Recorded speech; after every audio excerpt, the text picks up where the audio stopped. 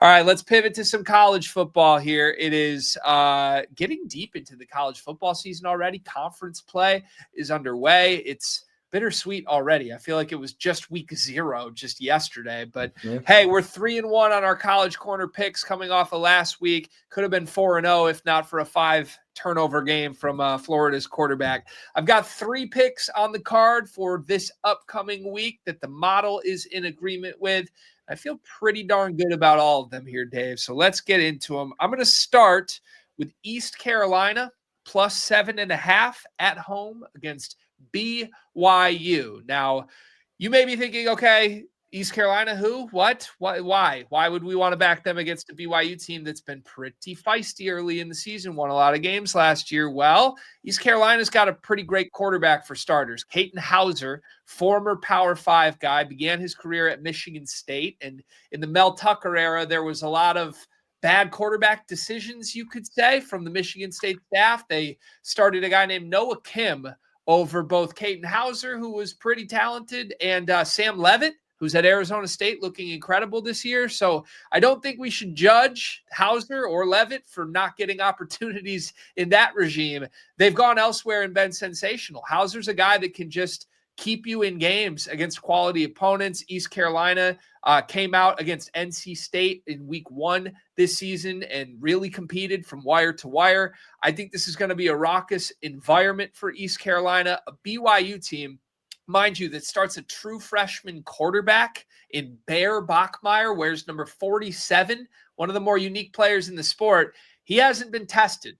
I mean, he did not come to BYU thinking he would be the starting quarterback. There was kind of chaos that thrust him into that role. And all his games thus far have either been against Cupcakes or in Provo or both.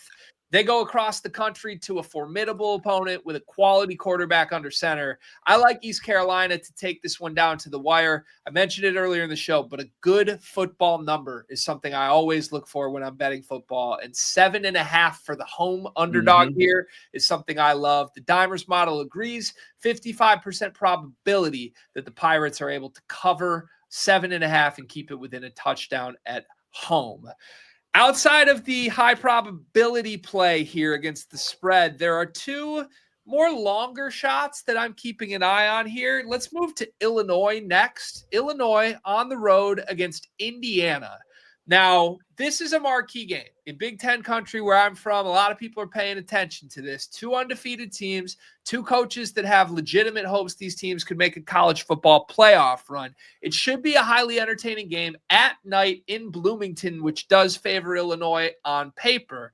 However, these teams are nearly even in every statistical category. I looked this up this morning. Their quarterback, leading rusher, and leading receiver on both these teams are each within 10 yards of each other on the season through 3 games.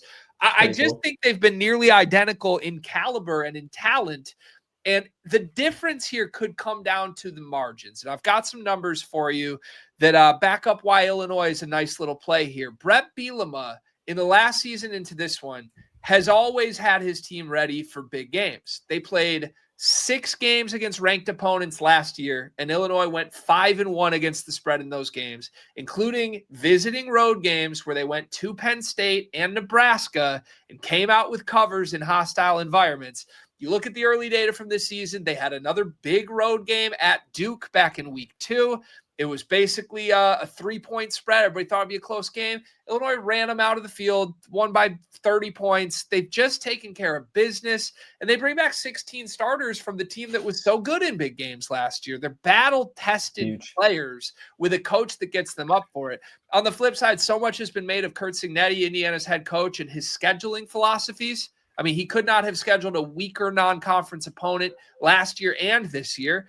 It doesn't test his team. It's proven. Last year, if you look at what Indiana did in big games, they were 0-3 against the spread in their 3 games against ranked opponents. They just do not look like themselves. He's got a system that can beat Cupcakes, but when they go up against people their own size, they usually run into some hiccups. I think there's big-time value on the Illini to cover and potentially win this game. You can get them as high as 4.5 on the road, which Dimers does agree, 53% probability of hitting.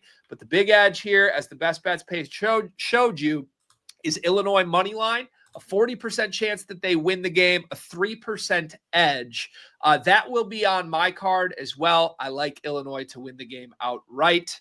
And then I got one more game for you, which is more of a long shot here. I'll be quick on this one. It's Tulane on the road at Ole Miss. Now, one of the highest edge ways to bet this game, again, like we talked about earlier in the NFL section, is the money line. Tulane as a plus 350 underdog, a 2.5% edge, only a 25% probability of it, but that does give you some sizable value here.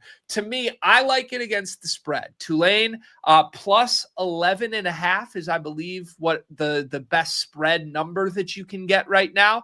Tulane has BYU's former quarterback, Jake Retzlaff, who has been sensational. Last we saw them, they were sending a statement win at home over Duke, who was on our card last week when we took Tulane money line, and it was one of our easiest wins of the entire week. This is a good football team, and Ole Miss has taken care of business, but they're fortunate to be 3-0. They've had some injury luck where a starting quarterback was out from their most recent win. Before that, they struggled against a Kentucky team that was changing quarterbacks. Tulane is a proven win now team that has been competitive against big opponents. 11.5, too many points for me. So on my card, you've got Tulane to cover the spread. Dimers, one of their best bets this week is Tulane money line. And I'll let you, our viewers at home, decide how you want to play it. But there's your college corner for the week. Dave, any thoughts through these three plays? My thought is anytime I get a chance to back a team with one of my favorite logos in the sport, I'm in, and Tulane has that. So I'm all in on the green wave, baby. Let's ride the green wave. If they say they win, ride the green wave to the green wave. What's right. If they win this game outright, so not only would I get my cover, but anyone who backs them on the money line would get their win. It would be back-to-back weeks of Tulane being a best bet from the model that also is featured in the College Court. I think at that point, we would need to get some Tulane gear and officially ride the green wave for the rest of the season. So there you have. Maybe we could even do like a giveaway. I'm word vomiting, but maybe there's a Discord member from Dimers. If anyone gives us a Tulane ticket and rides along with us and this wins, I'll send out a Tulane shirt to a loyal listener. How about that? There you go. That sounds pretty good. There we